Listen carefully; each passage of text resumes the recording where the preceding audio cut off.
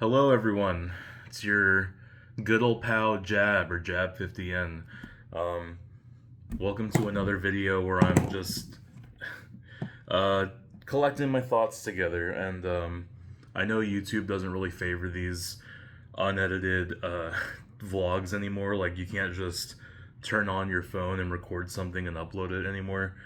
But this doesn't really have to get a lot of views or anything. This is just me talking my heart out, and if anyone wants to watch, they can, and I appreciate it.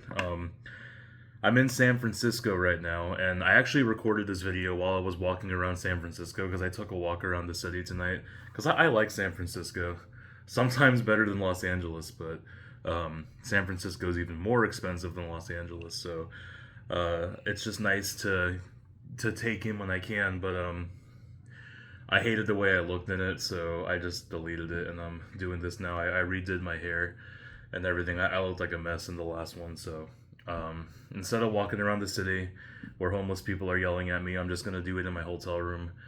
I'm in this pretty nice hotel room. Like, everything that was advertised about this hotel room made it seem like it was the size of a closet, but it's actually pretty spacious. I mean, granted, it's just these walls right here plus a bathroom over there. So like I've definitely stayed in bigger rooms, but it was bigger than I expected. It's a nice cozy little thing, kind of the size of all the studio apartments I was looking at when I was moving to LA. But anyways, I'm in San Francisco right now because there's a one-day event called Day of the Devs that a bunch of my friends go to, and San Francisco is just a 6-hour bus ride for me up, and bus tickets to Los Angeles from Los Angeles to San Francisco is really cheap. So I was like, yeah, I'll go to the city. I'll sit in the bus for 6 hours to hang out with friends. But I was getting in my feelings a little bit because right after Day of the Devs is GDC, and I went to GDC last year because a game company from India was a part of this thing called India Pavilion that GDC does, where they grant a handful of Indian game developer companies to come and exhibit their game at GDC. And a friend of mine worked for an Indian game company that had the invitation to go, but flight and hotel wasn't covered for them. They had to pay for that themselves, which they didn't have the money to do, so they were looking for someone to run the booth. And my friend couldn't do it, and my other friends had work. So I was the only one that was able to do it because my job's remote. So I got to go to GDC, which was awesome because I've always wanted to go to GDC. Like, all the Mega 64 videos that were filmed in GDC was like, damn, I would love to go to GDC. That seems to be like a exclusive E3, like a secret E3 thing. So I finally got to go after years of just knowing that the event was a thing. I can't go this year because the indie game company didn't get invited back this year, and I was spending all Day of the Devs seeing if there was some last minute way I can get into GDC, if I can help run a booth or if I can volunteer or something, because the tickets are $1,200. I don't want to go that bad. I don't have the money for that. Anyways, so where I'm going with this is a month prior, or maybe it was like 3 weeks. 3 weeks prior, there was a company that was really making rounds, founded by film director Harmony Korine, called Edgelord. And, I was a huge fan of Harmony Korine. Spring Breakers is my favorite movie of all time. He also directed movies like Gummo. He wrote the movie Kids, that I haven't seen yet, but a lot of people seem to like rave about. And, what other movies? Julia Donkey Boy, Mr. Lonely. He is a fucking weird director, but I adore his work because of that. And throughout the pandemic, he started this company called Edgelord. And a few weeks prior, he was releasing a movie called Baby Invasion.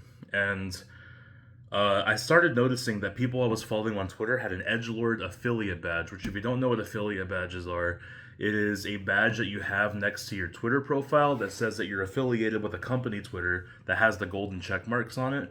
And golden checkmark accounts usually only give that to people that are like working for Edgelord. So I was like, oh my god, did these people get hired by Edgelord? I need to find out what it's about. So I DM'd a few people that had the badge, and they said, yeah, they're doing some campaign that they're asking a bunch of Twitter people to be a part of, like a bunch of weird Twitter personalities. So like, I didn't have a big Twitter account. I had like 8,000 followers. So like, but I shot my shot. I was really high one night, and I tweeted at them, "Yo, I will do anything for that affiliate badge." And I went to bed not really thinking anything would come of it. But lo and behold, the morning after, I get a DM from them saying, "Hey, we saw your tweets and we like you. Do you want to be a part of this campaign we're doing to promote baby invasion?" And I'm just like, what the fuck is happening? Like, I just asked this like out of nowhere, and now they want me to be a part of it. So like, I was like, yes, yes, I'm not stupid. I'm gonna say yes. So they gave me the affiliate badge immediately, and what was happening was they were looking for 60 Twitter users to tweet 2-minute clips of their new movie Baby Invasion with the line "Edgelord made me do it." And the plan was we were all gonna tweet random clips, and fans of Harmony Korine had to search Twitter for that tag and then clip everyone's clips together to like organize the movie and everything. Really avant-garde, really strange, so strange, and no one understood what was going on that Edgelord eventually just made a thread tweeting all the clips in order because it was a strange campaign that no one understood. I don't even think people that were a part of the campaign understood, but it was still something that I accepted with glowing, like, or what am I trying to say? I just accepted immediately because, like, still, just the fact that I can say that I'm associated with Edgelord, a bunch of my film friends were jealous, a bunch of my, like, weird artsy friends were jealous, and I was over the moon. So, uh, the reason why this matters is because 3 weeks later, Day of the Devs happens, and I find out that Edgelord's going to be there because Edgelord was producing, well, still are, producing this game called Tamashika, and you can look it up. The guy who made Lovely Planet made it, which I love that game. So like I was already like excited to see what this is, and I was instantly hooked. I know I was probably biased because Edgelord was producing it, but anyways, so I find out the dev of that game and one of the Edgelord employees are going to be at Day of the Devs, and I'm like, I'm going to Day of the Devs anyway, and GDC. I might as well like talk to these people. So I go up to the booth and I tell the dev, "Hey, I'm one of the Edgelord affiliates that helped with the Baby Invasion campaign." Immediately he was like, "Oh, dude, give me your Twitter. I'd love to work with you in the future." And I was like, "Oh shit, okay." So I gave him my Twitter. Now I'm cool with the Tamashika dev and everything. And then he was at GDC too, but I was behind the booth for most of GDC, so I couldn't see him. But like I already had him as a contact, so it's okay. But it just so happens that week, as GDC was happening, there was a 3 day only like IMAX re-release of Spring Breakers, like for 3 days only. So I end my work day at GDC early, mostly because I was allowed to, because I was the only person working, so I could have made up my own hours, but they still wanted me there for 6 hours minimum. So I was like, okay, I'm gonna take advantage of that and leave early to catch this IMAX screening. And I went to go with a couple friends to see it, and then I learned that it was because Selena Gomez and Benny Blanco made an album together, and they wanted to find a way to promote the album. So I guess they knew that Spring Breakers had a cult following, which is a movie Selena Gomez is in. So I'm sure they just asked Harmony to do an IMAX screening of this because afterwards, after the movie was done, there was a QR code for Selena Gomez and Benny Blanco's new album, and they did like an in-person Q&A about it in the New York screening, but I was in San Francisco.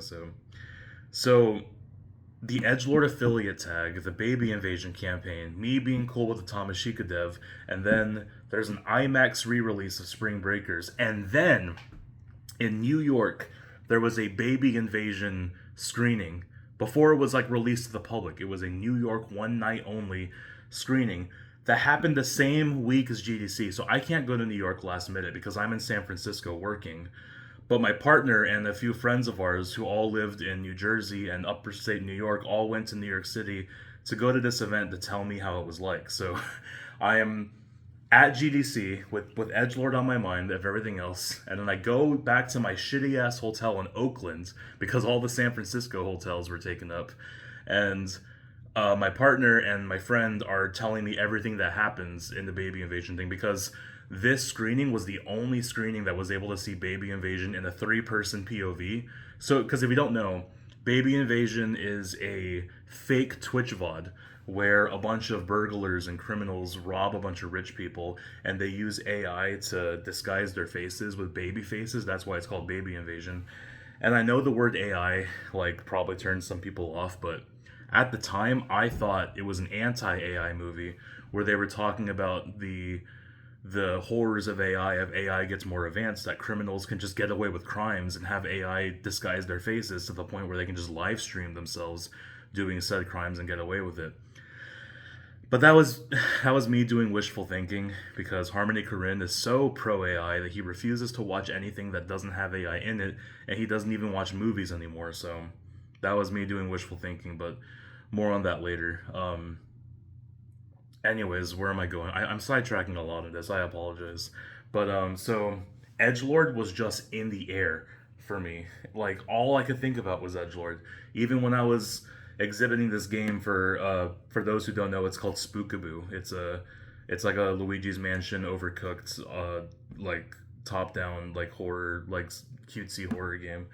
I might work with them in the future. I'm not sure, but anyways, all I could think about was Edgelord. In between each person that came up to the booth, like I still had to present the booth. I still had to go, hey, would you like to play Spookaboo? Like, okay, so you do this and this and this and this, and I was crushing it. Like, there was a AAA games producer that came and played the game, and he was like a really old dude. He was in like his 60s or something, and I was like, hey, so when you do this, you do that. Like, it really got my confidence up, because the guy was like, wow, you should be a game presenter. And like, you know, that's always been like something I've always thought in the back of my head of like, it'd be cool to be like one of the people on the stage of E3 and like presenting this stuff. But anyways, despite me like crushing it and doing a good job presenting this game and stuff, all I could think about was, god damn, Edgelord is in my mind right now. And GDC wraps up, and I'm taking a bus ride back from San Francisco to Los Angeles, and all I could think of was, man, Edgelord is pretty cool. I would want nothing more but to be a part of that company. 2 days later, literally 2 days later, down to the day, I can bring up the email and show that this was days after GDC. I get an email from them saying, hey Jab, we are looking for a social media manager instead of a social media director. Do you like it, or would you like to be that person, and would you like to move to Miami?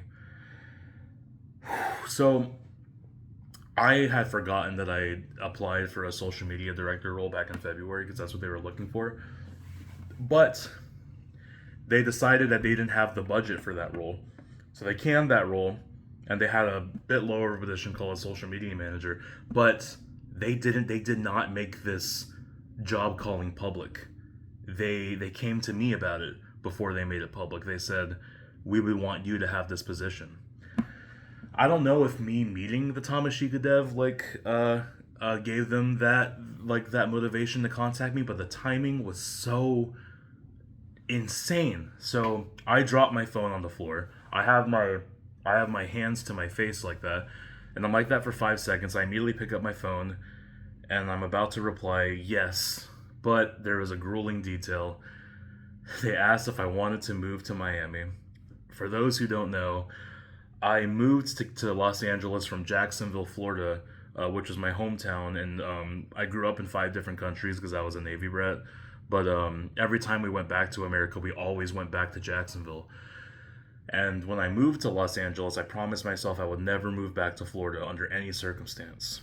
So I was thinking to myself, like, do I break my promise and move back to Florida for my dream company? Not necessarily dream job, but like company. Like that was like the first time I felt passionate about something in years. And I was like, do I break my promise and do that? Or do I keep to my morals and stay in Los Angeles? But it confused me, because when I applied for the social media director role, it listed office locations in Los Angeles, New York, and Miami. So I thought that they had an office in Los Angeles. And then I get in a job interview with the HR lead the next day, and I asked this question. I was like, why would you want me to move to Miami? I thought you have an office in LA. And they said, well, we want an office in LA in the future, but right now it's just Miami, and it's a non-negotiable. You have to come here. So I'm just like, fuck. So I was like, okay, what time do you need me in Miami? And they said, honestly, as soon as possible. So I'm working it out with my bosses at the Living Tombstone and everything. I have a meeting with the brand manager the next day, and God, like I think this is where I think I fucked up. But I asked again, like, hey, is there any chance I could do this remotely from Los Angeles? You guys seem to like to do a lot of things in the West Coast. I can do all the West Coast stuff. As much as I wanted this job, I did not want to move back to Florida. And they were like, no, we want you to come to Miami. If you have to do stuff in the West Coast, we will fly you out there. But they were so adamant about me moving to Miami, and they were so adamant about having me on board. Like the HR lead literally said in the first meeting, and I quote, like this was her words: "Other people applied for this position, but we want you. We think you're a good fit." So like I was just sitting there just like, oh my god, like this is my dream job in front of me. This is everything I've been doing since I was 16 led up to this. But I fucked up and I asked the question again, and like the guy's excitement kind of went down a little bit. You can see my excitement going down a little bit. And since that interview, they ghosted me. I haven't heard back from them. So I spent the entirety of April and the entirety of May and the first half of June wondering what the fuck happened. Why haven't they hired me yet? So fast forward to June. I go to Summer Game Fest because an ex IGN host named Akeen Lewanson had me just like film videos of him trying out games, like taking pictures of him, blah blah blah, and I meet someone at the Playdays event. I did a video on it last year about the Playdays event, the private thing. I meet someone there that's a contractor for Edgelord, and I'm like, this is my chance to get some answers on why like 3 months have passed and they haven't like contacted me. So I told him, I was like, hey man, I noticed you work for Edgelord. Edgelord was super adamant about hiring me a few months ago, and I haven't heard from them since. And he told me, oh, they don't have any money and they're looking for investors. And I was like, okay, that makes sense because a lot of people on LinkedIn were getting laid off in May. So that made a lot of sense. They must have not realized they couldn't afford me and a bunch of people. And that would be understandable, but I wish they would have told me, man. So I was like, it was kind of a bittersweet mood. I was like, okay, well, I got my answer. I sent one last email out being like, hey, I heard you guys are having trouble with fundings. How about I do stuff as a contractor and I stay in LA? And I thought that'd be like my happy ending of like, hey, I get to work for Edgelord and I get to stay in Los Angeles. Yay. And stuff. I sent the email out. I didn't get a response back. And then 2 days later, it was exposed that Harmony Korine and his wife at the time, Rachel Korine, went to a Miami event called Friends of the IDF, where the event raised $10 million for the Israeli Defense Force. So I had a don't meet your heroes moment. Let me get a swig of water before I go on this rant.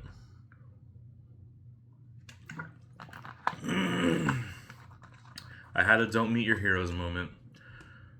My sleep schedule was backwards, so I didn't wake up until 3 p.m. when I saw all this.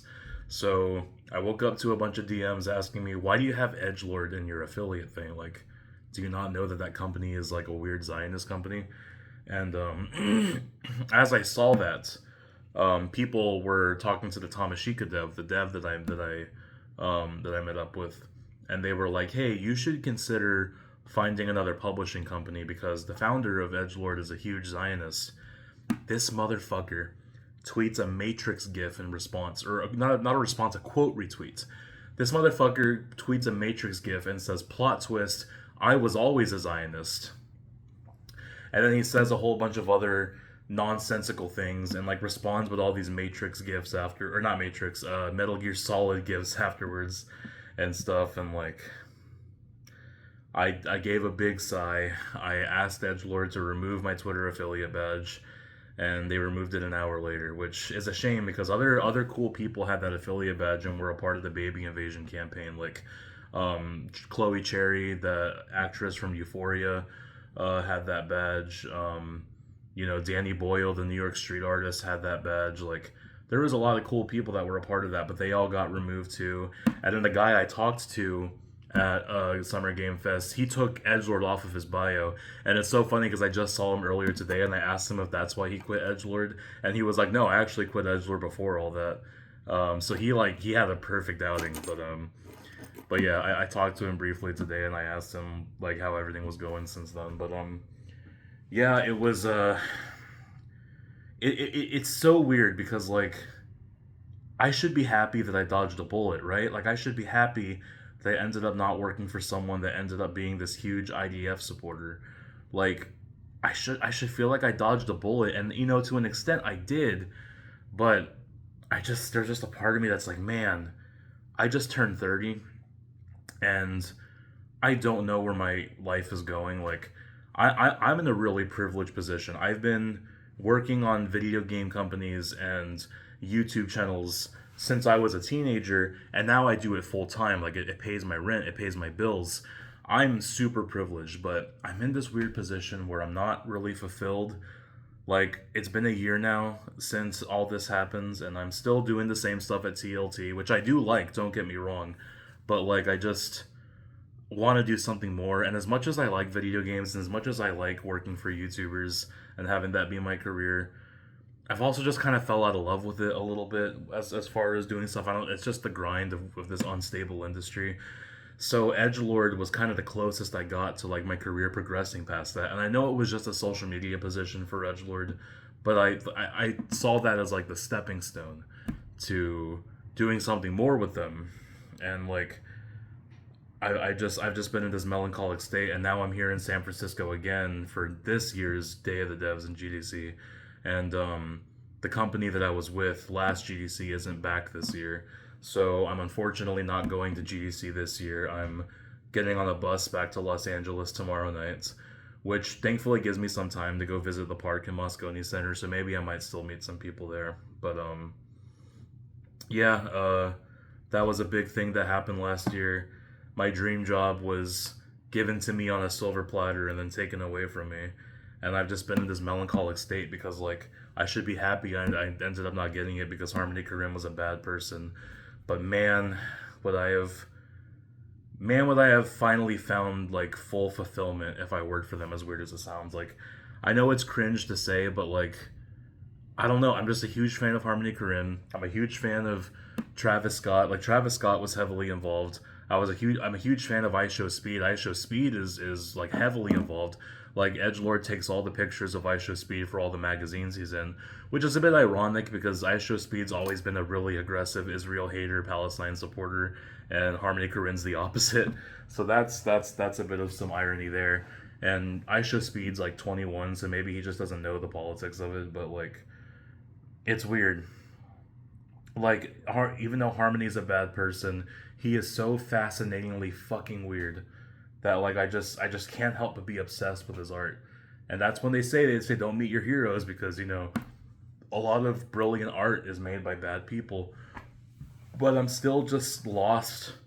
I'm still just stuck in this weird time of my life of like, what do I want to do? Like, Edgelord was the most passionate thing I felt since probably like Funny Rave in 2020 when I started Funny Rave, since probably when I got my job at the Living Tombstone in 2020, which is sad because that's like a 5-year gap.